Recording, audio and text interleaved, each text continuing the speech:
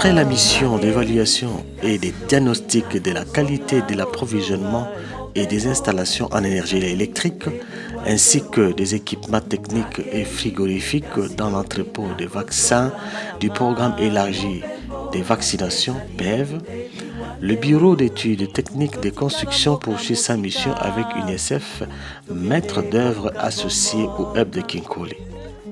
Cette mission consiste à contrôler les travaux de construction du puits de la citerne, du carburant pour alimenter le groupe électrogène et de la construction d'une cabine de 20 kV destinée à relayer la cabine existante de 8 kV en cas de baisse de tension. Pour accomplir cette mission avec Dematco, entreprise qui exécute les travaux, BTEC a mis sur terrain son personnel technique.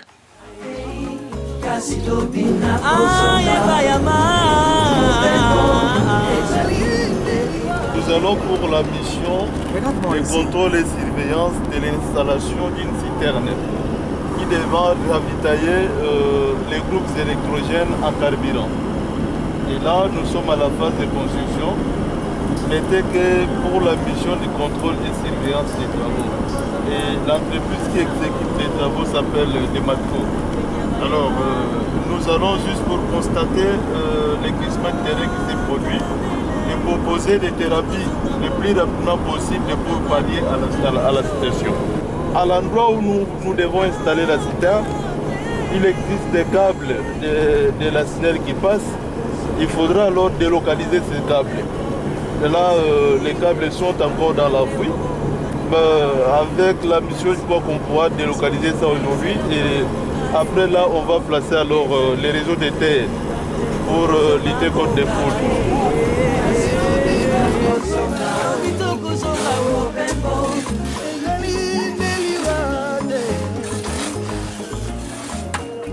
Après l'implantation de l'ouvrage, l'équipe exécutante a éprouvé de nombreuses difficultés liées à l'état des sols. On a pris en compte que le glissement de celui-ci dû à l'état pulvérisant des terrains. Mais avec les ingénieurs professionnels de BTEC, tout a été maîtrisé pour cette première étape difficile du chantier, comme l'explique le chef des travaux de la partie exécutante. Il y avait trop de problèmes au début parce que, comme on dit, le sol est pulvérisant. À chaque étape, il y avait des glissements. Alors, il y a eu une panoplie de solutions, parmi lesquelles nous avions maintenu celle du rideau des pales blanches. On a utilisé cette solution. En dépit de ça, il y avait, le phénomène de glissement continuait. Et jusqu'à ce que nous avions mis des murs de soutènement, on a fait le radier. Et à l'étape où nous retrouvons, c'est le radier, c'est-à-dire le béton du radier.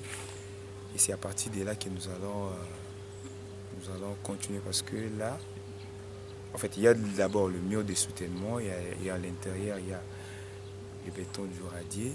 Donc, le mur de soutènement a résolu un tout petit peu les problèmes que nous avions eu sur les glissements. C'est un peu ça. C'est grâce à cette mission de contrôle BTEC, à travers leurs ingénieurs Arnaud et puis ingénieur Makila, que nous sommes arrivés à trouver des solutions parce que je vous avais dit qu'on avait commencé avec les pales planches et tout ça. Donc c'était ensemble, on a mis nos connaissances ensemble et nous sommes arrivés à faire ce qu'on est en train de faire. Donc bref, la mission de contrôle nous a aidé, comme le nom l'indique, contrôler, superviser, puis il nous a vraiment aidé pour arriver à cet instant ici. Et qu'est-ce qu'il vous reste à faire maintenant? Maintenant, il nous reste à construire le mur de la cuve qu'on va poser la citerne. Après avoir construit le mur, on viendra poser la citerne et on va la recouvrir puisqu'il y aura une couverture en béton. BTEC a ajouté quand même un plus dans ma tête. Okay. Ce que je ne savais pas, j'ai connu quelque chose. Là, vous êtes en train de voir les radiers. les radiers que nous avons coulés hier la nuit. On a fini les radiers et nous sommes en train de vérifier si réellement le travail est bien fait en rapport avec ces radiers. On a constaté le départ brutal de l'eau et nous avons demandé à ce qu'il y ait tir d'eau à l'entreprise qui a exécuté les travaux la nuit.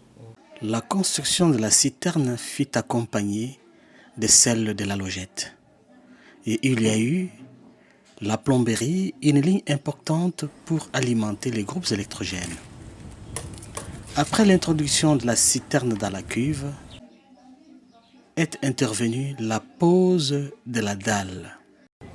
Après avoir finalisé la partie maçonnerie, nous avons ensuite posé la citerne.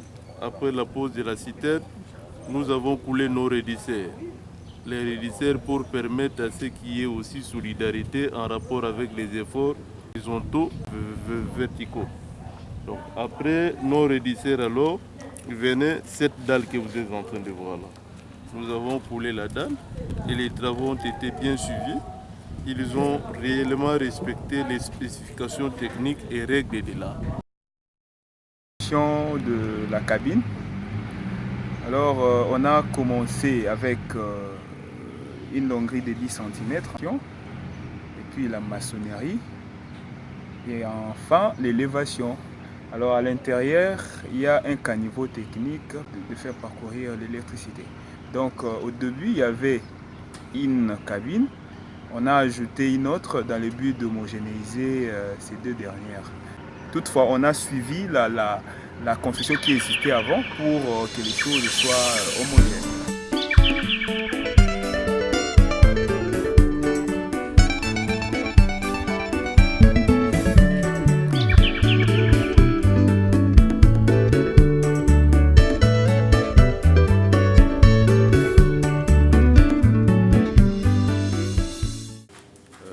Là où nous sommes maintenant, présentement, ça c'est la nouvelle cabine. L'ancienne est de l'autre côté. On a ajouté la puissance en quelque sorte. Avant, il y avait une puissance de 1000 kVA. Bon, avec ces 1000 kVA et avec la tension civique ici sur les réseaux SNEL, il y avait toujours des fluctuations. Et il ne s'est pas jugé bon assez qu'on puisse arriver à corriger cette valeur de tension-là. C'est ainsi qu'on a, après les études menées, on a jugé bon d'ajouter un deuxième transformateur, donc une deuxième cabine, moyennant un transformateur de 800 kVA et un autre réseau de valeur de tension qui est de 20 kV. Avant c'était 6,6 avec la première cabine. Avec la seconde, on va l'alimenter avec 20 kV comme tension et avec une puissance de 800 kVA. Bon, maintenant les équipements sont presque à l'intérieur, nous les avons placés. De l'autre côté, vous avez la cellule d'arrivée, blindée de 20 kV, où il y a la protection et le bouclage, ainsi que les comptages. Ici devant vous, vous avez le nouveau transformateur de 800 kVA qui sera alimenté avec une tension de 20 kV. Mais les deux cabines ne peuvent pas fonctionner simultanément. C'est-à-dire si l'une fonctionne, ici il y a un point de fixation de tension, on peut basculer sur l'autre cabine, moyennant un intermédiaire qui est l'interrupteur inverseur qui est placé de l'autre côté là, que vous allez devoir filmer. Et l'interrupteur inverseur se trouve de l'autre côté. Donc on a deux arrivées, une arrivée, une valeur 6,6 avec une sortie de 400 kV au secondaire et une autre arrivée de 20 kV comme deuxième transformateur, une sortie de 400 kV qui vont aboutir sur un même élément qui est l'inverseur. Mais au fur et à mesure, on va commencer à alterner. Si on trouve que là, il y a quelque chose qui ne va pas, on bascule sur la première cabine. Et si on trouve qu'il y a quelque chose de tension, on peut basculer sur la seconde cabine.